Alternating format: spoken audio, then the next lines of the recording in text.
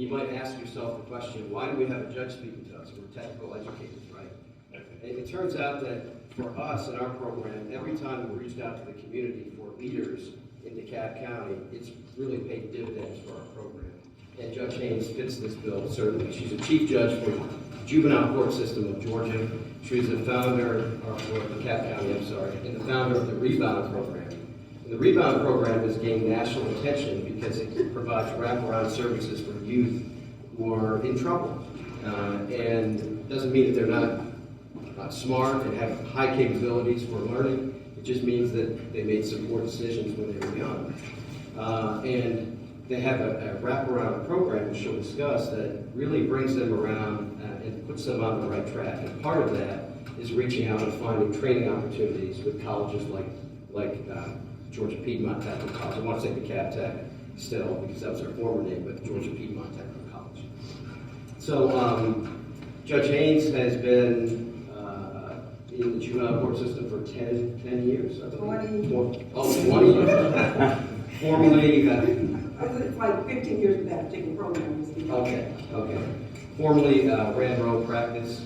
One of the only people that I know who has the key to a city. So we're very pleased to have her today. I'm sorry, I had to. We're very pleased to have her here today. And actually, her son is in our automation program. So we're sure that we're going to have close ties to Judge Haynes for years to come and benefit from the programs that she's developed. So please help me welcome Judge Haynes.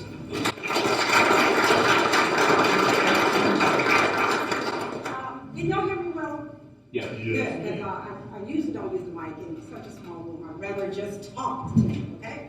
Now, I was concerned, probably like yourself, what is the judge doing here, right? So I'm thinking, why am I speaking to these people?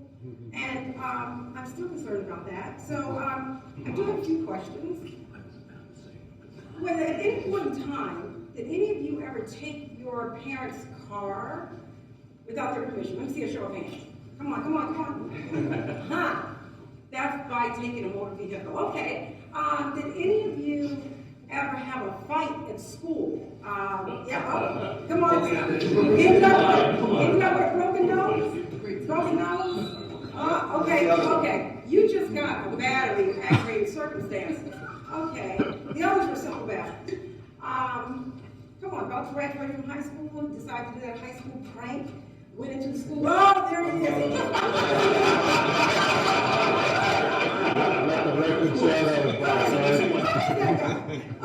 Now we know why you're here. You know what? I can stop right now because you are a juvenile delinquent. You want me to hand him the That's exactly right. Each and every one of us, including myself, actually have been involved in things as children that we should not have been involved in. Now, luckily, I wasn't ever caught. I recall 5, 6 years old, getting out of the car with my siblings and a few cousins, and we pushed it, I would say 10 feet. Well, today I would be locked up, with that issue, but instead, they just took me home. Honestly, I was about 6. It's crazy some of the things I think about what I did. I got in a fight in school, all right? And I was really small back then. And, they want to pick on a small person. But by the time I banged her up in that bathroom, I didn't get locked up, I was not locked up. What happened to me was what? I got sent home, maybe suspended, I can't recall. But I was a great student, so they didn't suspend me that long, right? That's the kind of students and that's the kind of issues sometimes that we have in our juvenile court system. These are kids who've gotten in trouble, they have issues, but they are still good kids. I mean, look at me. I was a good kid, really. I did a few things, and now I'm the chief judge, right? So we need to not forget those young people. And I'm here today to talk to all of you juvenile delinquents about just that, okay? Here's what I want you to know. I'm here because of Brian, just like you are. I met Brian actually hiking. I'm out hiking, we meet each other. And it's like, well, what does the judge and this tech guy have in common? Well, after a few hikes, we figured it out. Georgia Piedmont Technical School, that's what we have in common. And the way that is that I run a program at the DeKalb County Juvenile Court. It's called the Rebound program. And through that program for the last 15 years, we've been getting these kids developed. These kids come in, they're not doing well at home, at school, or in their community. And these kids are also on marijuana. That's typically their drug of choice. And we've got to get them off the marijuana, we got to get them cleaned up, we got to get them, healthy, doing well, become productive citizens. We do that for 18 months to 2 years with these kids. By the time we're finished with these kids, each and every one of you want to adopt them for, your sons and or daughters. They are great kids. They have now been molded and given all this, opportunity to grow. And so, as a result of all that, we had to step out, and I did. I had to step out as a judge because I needed a lot of help, in the community with these young people. I needed to expand their lives beyond what they have in their homes and in their communities. And one of the things I did was, and one of the main things that I was always focused on was, of course, education. And I knew that through education, if we can get these kids there, that they would do well. So I think I got involved with this, it was DeKalb Tech, where I got involved with this school, so if I say DeKalb Tech, that's usually what I'm more familiar with. But I got involved because I would say my first set of young people that I got through the school was about 12 years ago. And now, since that 12 years, I don't recall exactly the numbers, but we have rolled those kids through DeKalb Tech in some form or another, and they have been successful, did well, and they have now moved on. Because of that, because the school, and I'll have to tell you this, how close proximity my court is, you can almost see my courthouse from here. I'm about a mile, maybe, I'm definitely walking distance, but just right over 285. That's where the courthouse is. So this was a great partnership, for us. Now, brings me to the lab. And I know Brian's probably, to hear him talk about the rebound to some level. But I want to talk about the connections and what all of you can bring to when you go back out into your communities and you're building your labs and you're expanding on your campuses and so forth. There are so many other partners and people that you can collaborate with, and particularly in the legal community or in the government or what have you, that you typically are not going to think, would be people that you would actually partner with. So I'm going to tell you a little bit about what I have already done and what I am so excited about with the fact that we have this great lab, because I have seen it. I think some of you have seen it now, so you all know how great it is. But I saw it just in its early stages, and I was able to go by it not too long ago and see it again. So I'm excited. I am so excited because I'm like, I got more kids to come, more opportunities to speak about this great program right here at our technical school. And so what I'm able to do as a judge is, one, I've already contacted 2 major players who have access to the young people that you want to see in your programs. That is the superintendent of our DeKalb County school system, Dr. Green. Dr. Green oversees over about 109,000 kids are in our DeKalb County school system. And also, the other person that I'm bringing to the table is Commissioner Avery. Commissioner Avery is the commissioner over our state-operated system of the juvenile justice. And Commissioner Avery, he does a direct report to our governor. So he and I met, I would say about 3 weeks ago, and I started telling him about this lab that's being built here. And he got all excited, and we got excited together. And then we were like, what we need to do? We need to get the superintendent of DeKalb County Schools involved in our conversation. And we need to decide, how we can get a lab, ourselves, or how do we get this effect that they have here and trickle it down to our school system? How do we make that happen? Well, I will tell you, we are now in discussions, very early discussions, about just that. And it is my goal to see that happens. And so people are like, well, how are you so involved with the school system like that? As a juvenile court judge, we are involved in the community as a whole. I have to live in the community in which I sit on the bench. So being that, and being the fact that we have to know so much about what's available in our community to the families and the young people we serve, it's highly important. But since education for me personally is so huge, I'm always looking into the educational aspects. And so therefore, we're collaborating, and I'm here to say to all of you, look outside that box. Look outside of the folks that you typically collaborate with. And you will be astonished as to who you can bring to the table and who can get the information out as to your labs, and because you want to reach that population, you want to reach a greater population, than sometimes what we're typically thinking. You need to understand that if you do that, if you go out back and you're reaching out to those individuals that you typically do not talk to, you just know that obviously what does it do? It just expands opportunity for people to know what you're doing in your community. So I'm extremely excited to the point that I am going to see it through with the commissioner, with the superintendent, that at some point we're going to have a lab that our goal is to develop a school, through the middle schools and the high school systems, and have something where these kids would go through that program, and then they would end up here through this program, and then they would just move on. That's the system of full flow that we would like to see take place. And I'm really excited because I know that's going to happen. I also know that has to happen. You all are quite familiar with the fact that we have such a labor gap, within your industry. And if you think starting at the level of college is the way to go, it is. But a better way is starting back in the middle of your high school. Start there, and you're almost going to be guaranteed you got that flow of individuals coming through your colleges and so forth. So I would say reach out to those individuals that you typically may not speak about or talk to, because I'm sure all of you are like, but you go to court, Judge? What? I know probably would too. But I'm here to say I was already here. I was already involved. But now I'm just excited about a whole nother level of involvement. And I'll share that with you. One, we have probation officers, and I have probation officers in every high school. They are now situated in the schools. We started that program about 3 years ago. So as a result, here's what I'm going to do. I hope you guys don't mind. I plan to have all of my probation officers at some point come through that lab. And the goal here is for them to see it. I want them to see that lab because I want them to go back in those schools and I want them to talk to those students, and they have first hands-on with these kids.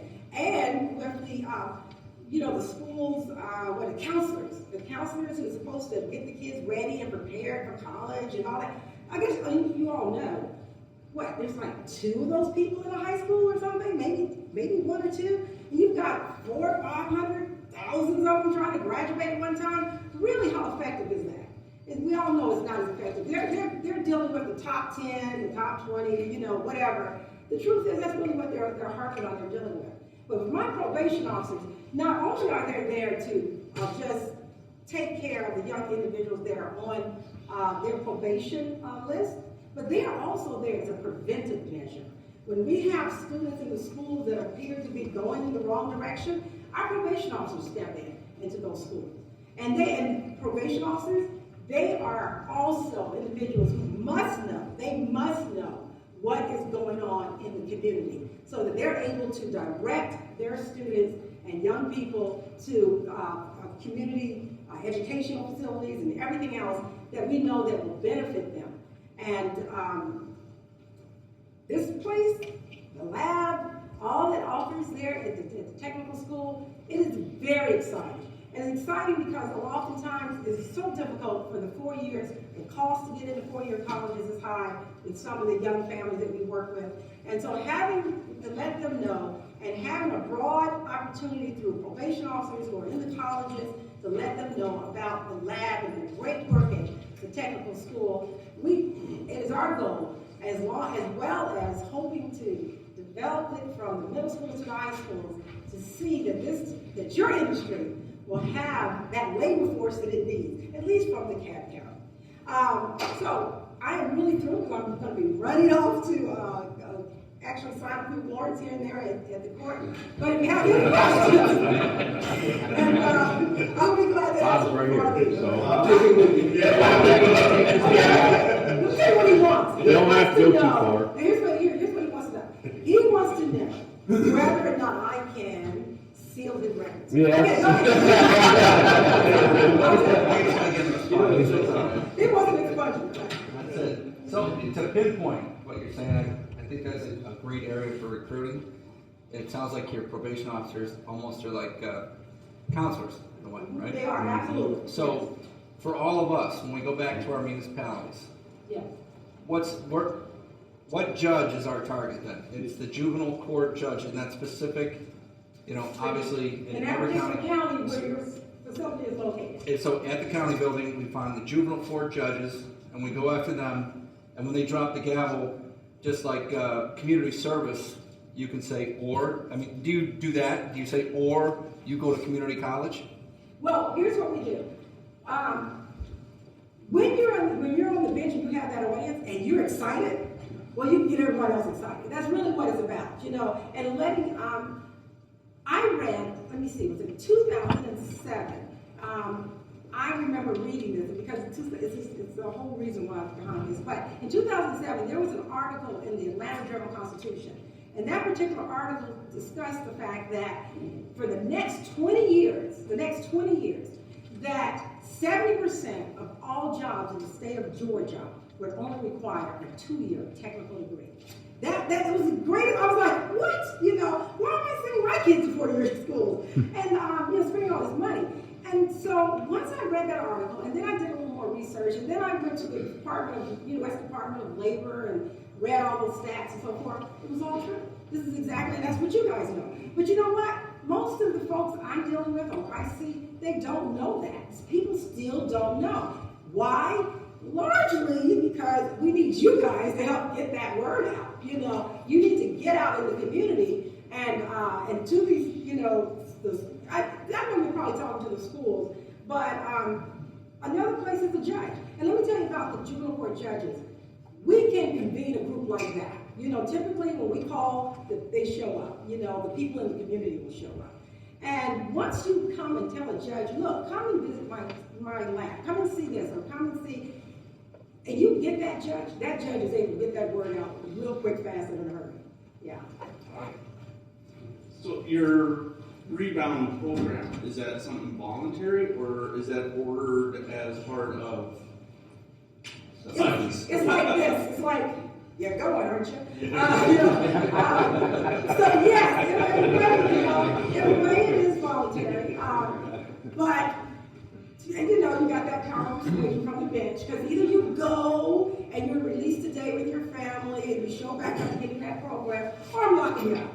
That's what I was trying to figure out. Yeah. How do you make sure that they're there? Yeah, they're there. But here's the other thing. Let me tell you, that program, I have to tell you, that program, it is part of what's called the accountability court, the juvenile drug court program.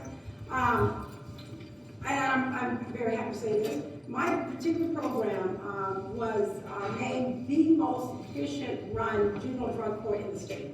So I'm very happy about that. And that's because, let me explain to you, when I was telling you about being a judge, getting out in the community, collaborating, and that's what I know you guys are all about, that's what you're going to be doing, is collaborating to make sure whatever you have is known and seen. Well, in my program, I was able to go out in the community. I found a yoga instructor. That yoga instructor comes every Friday to help these kids with mindfulness and relaxing their minds and all of that. I was able to get with the retired NFL players who have an association here. They do drills with these kids every other Saturday. I was able to get with a local group, because we're now the new Hollywood, so I was able to find a local group that does filming and all of that. They take our kids and they teach them behind the camera, they do drama, all those types of individual things. Oh gosh, what else did we do? Oh, of course, the YMCA, you get involved with them. So that's what it's about. It's about collaborating, getting those type of, groups. But those kids, they go from, this is what we usually have. They come in, they have straight F's. Let me see, here's what it is. They're like 2 years late. Parents can't find them because they break curfew, they're never home. And they are doing poorly in the community because they're stealing, they're burglarizing, they're doing those type of things. We have to spell all that. We have to get rid of that, turn their mindset around. And we have, because we brought the community around to help us. They have drug treatment, and when I meet with these kids every Wednesday, because they have to show up to see me every Wednesday, my court is full of about 25 individuals from the community that are there to help them, including retired teachers to help them in school and so on and so forth. And in the end, when these kids complete this and they graduate, those young people have, their records are expunged, and they're ready to move on. And like I said, those kids have come through Georgia, I want to say DeKalb Tech, but Georgia Piedmont Technical School. We've had them come through there. Yes, sir. So at any given time, how many juveniles are in this program? We have 60 juveniles typically in the program at any given time. And it's rough. These kids are considered, because of all the issues they have coming in, they're considered some of our toughest kids that we have to deal with. And it's just amazing to see that turnaround, see their lives turn around, and they become productive enough and become clean enough in their minds that they can come through a program like y'all have. Yeah. And what's the success rate? Well, in terms, we have our success rate, we have a graduation rate of 48%. Now, that sounds low, but that's high considering the kids that we're working with, right? Yeah, I mean, we're working with some tough kids. I wish I could say, 70%, but that would be a joke. We have a 48%, but let me tell you why it's not probably 80%. This is really interesting. The reason it's 48% because you have to completely be off the drugs. These are kids that go from straight F and we get them up to a B average in school. They go from not being home to now they're home and they're listening to their parents. They go from being arrested almost every other month, from something they're stealing and trying to, help with their marijuana habit, to no issues out there in the community at all. So the only reason we had a 48% is because that other percentage, those other young kids, maybe another 30%, those kids should get a graduation. But you know why they don't? They've done everything else. They are ready. They just still smoke. Now, we know all y'all smoking. No, I mean, I'm not talking about y'all. But we know people smoke. And they still are effective, right? These are kids who still, they've reduced their levels, because we test, their levels. They reduced their levels crazily. But they can't really graduate. So what we do is give them what's called a participation certificate. And then usually after that, 2 or 3 more months of time, we can get them to graduate, But they just don't graduate within that period of time that we're normally looking at, which is about 14 months. Yeah. Go ahead, Matt. Do you have like a white paper or something on this that would give us some more information on your program, or a site, or? I can actually get the pamphlets and so forth that we have. I can get probably some of that to Brian. Cool. Yeah. I'd like to share and just reiterate something you said, Judge, about getting the word out, because this is a real problem with our programs, and I think most of you have shared this with me, and we've talked about this in the past. How do we let people know that we're there? How do we let people know that we're here to serve the community? I'll tell you, when I told Judge Haynes about this, and her son enrolled in the program, it wasn't just the end of last week. I said it would be nice if we could get the commissioner of the state. It would be nice if we could get the superintendent of DeKalb County Schools, the 3rd largest school district. It took 1 day. 1 day. The superintendent will be here, and when he comes and brings the counselors, you have to get to the right people.